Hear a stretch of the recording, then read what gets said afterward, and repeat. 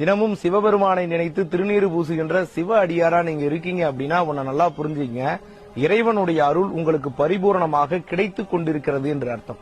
இதை நான் சொல்லல, மணிவாசகர் திருவாசகத்துல அச்சோபதியத்துல ரொம்ப தெளிவா சொல்லி இருக்கிறார்.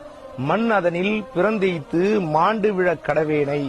இந்த மண் உலகத்துல நான் பிறந்து பயனில்லாம அழிய போறேன், ஆனால் எண்ணமிலா அன்பருளி என்னை ஆண்டிட்டு என் எண்ணத்தில் கூட நினைத்து பார்க்க முடியாத அளவிற்கு இறைவன் எனக்கு அருளை செய்து என்னையும், நல்லா புரிஞ்சுங்க, என்னையும் சொல்றாரு, என்ன ஒரு ஆளா நினைச்சு என்னையும் தன் சுண்ண வெந்நீர் அணிவித்து தூய் நெறியே சேரும் வண்ணம் அண்ணல் எனக்கு அருளியவாறு யார் பெறுவார் அச்சோவே.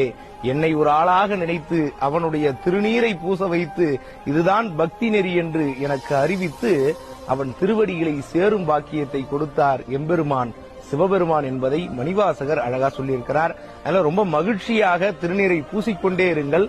திருநீர் பூசினால் இறைவனுடைய அருள் உங்களுக்கு இருக்கிறது என்பதை மணிவாசகரே சொல்லியிருக்கிறார். திருநீர் பூசுவோம், மகிழ்ச்சியான சிவபெருமானோடு வாழ்கின்ற அற்புத வாழ்வை வாழ்வோம். நன்றி, வணக்கம்.